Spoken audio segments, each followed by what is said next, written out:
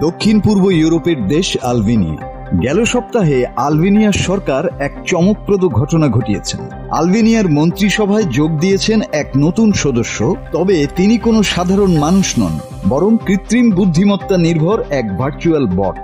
আর এই এআই মন্ত্রীর নাম দিয়েলা, যার অর্থ আলবেনীয় ভাষায় সূর্য।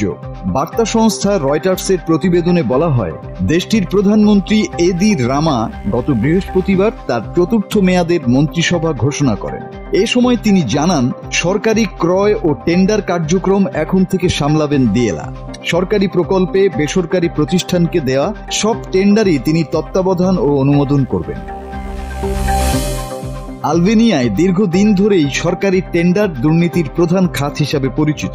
দেশটি আন্তর্জাতিকভাবে পরিচিত মাদক ও অস্ত্র পাচারকারী চক্রের অর্থ পাচারের কেন্দ্র হিসেবেও। আর দিয়েলা হলো আলবেনিয়ার প্রথম মন্ত্রী যিনি শারীরিকভাবে উপস্থিত নন, ভার্চুয়ালি তৈরি। সরকারি টেন্ডার শতভাগ দুর্নীতিমুক্ত তা তিনি নিশ্চিত করবেন। এসব অভিযোগে ইউরোপীয় ইউনিয়নে আলবেনিয়ার প্রবেশ প্রক্রিয়াকে জটিল করেছে। যদিও বর্তমান প্রধানমন্ত্রী রামা 2030 সালের মধ্যে ইইউতে যোগদানের লক্ষ্য ঘোষণা করেছেন, তবে বিশ্লেষকরা একে বেশ উচ্চাভিলাষী বলছেন।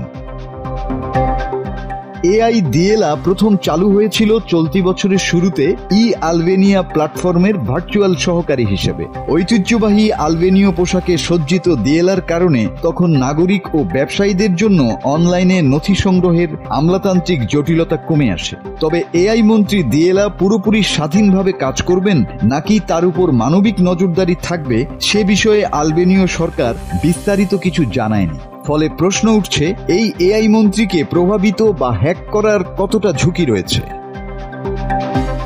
তবে সামাজিক মাধ্যমে কেউ কেউ করছেন হাসি ঠাট্টাও।